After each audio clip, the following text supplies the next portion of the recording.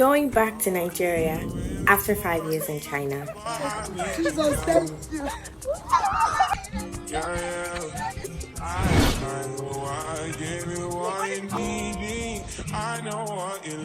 This is my story.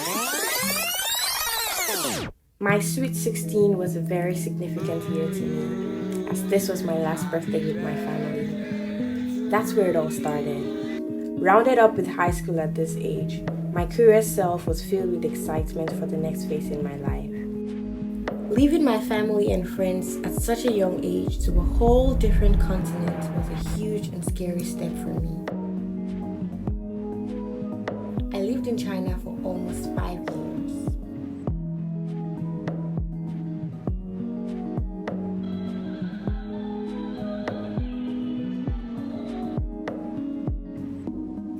I earned a Chinese name too. Call me Yi Sung. I really don't know what that means. In my time there, I tried exploring the culture. I don't know how to explain the taste. It's actually meaty. I was not so adventurous throughout the years, but I did a thing or two I never imagined myself do.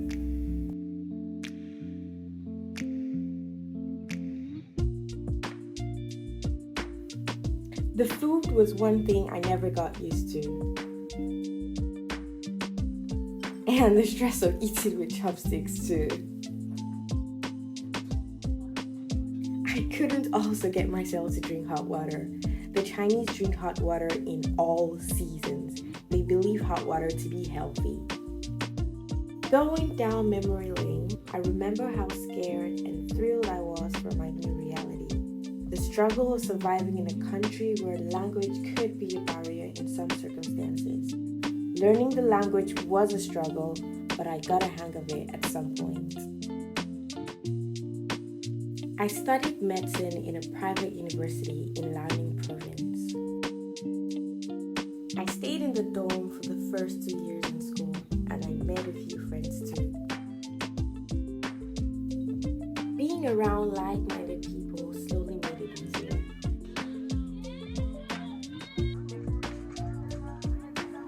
All looked bleak and nice until COVID happened. COVID-19, the disease that defined our lives in 2020. The virus has reached Australia. This is a rapidly emerging situation. There's confirmation the coronavirus has reached Australia. I have today declared that the coronavirus presents a public health emergency in the United States. Surviving through COVID days was more than a struggle. Having to keep a social distance, the staying indoors involuntarily, and the daily nucleic acid testing. Gosh, it was indeed a scary period for everyone.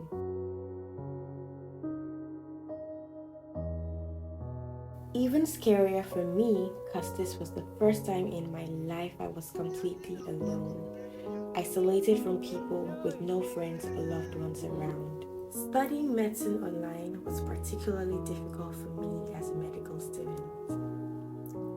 COVID struck in my second year, and for the most part of my days in college, I studied online. I haven't seen a classroom in about 3 years.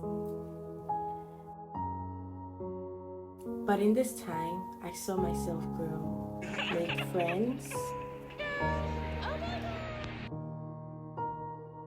fell in love, got heartbroken, fell out of love, made mistakes, learned from them, and kept going. I say all these in a few words and a smile, but in reality, it was a lot to process.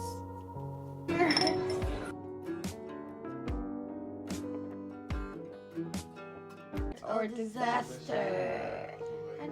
There was a period I struggled with body dysmorphia. In this period, I felt ugly and never enough, fat, out of shape, and insecure about my hormonal acne. Having to push myself to get out of that mind space was so much work.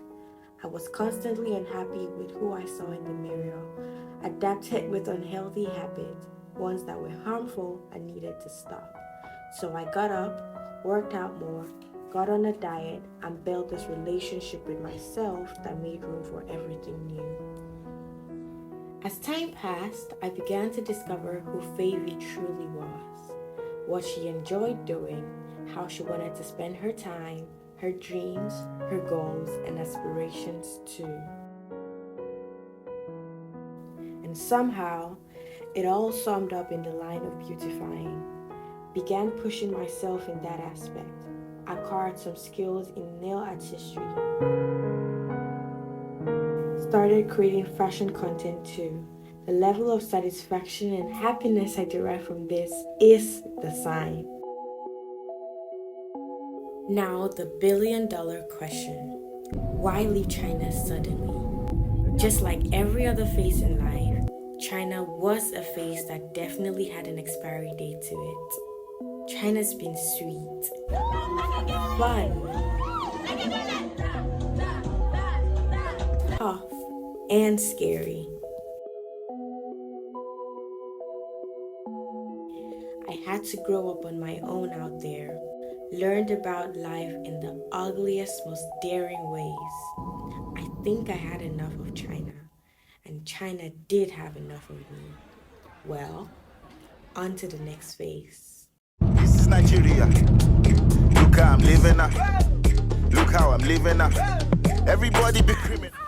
My parents drove down to pick me up from the apartment. Seeing my family after so long was surreal. I couldn't believe what happened. Viva now. He's okay now. Mama.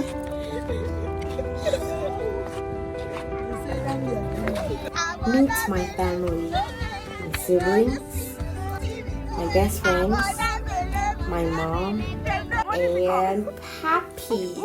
He offered me palm wine on arrival. We drove back to Ibadan from Uyo, which is about 1.5 hours by road. I grew up in Akwa Ibom State, a South-South geopolitical zone in Nigeria. Economically, Akwa Ibom is based around the production of crude oil, and it is recorded as the highest oil-producing state in Nigeria. One thing I was looking forward to was the food, but it seemed my body had a mind of its own, reacting to everything I ate. Despite the fact that the economy of the country keeps regressing and Nigerians are on their heels running out of the country, Nigeria is indeed a beautiful country, rich in cultural diversities. This here is a new journey for me, one that I'm scared yet excited for. I'm still struggling to find balance and get acclimatized to the sudden change. But most of all, I'm excited to share my experiences with you loves.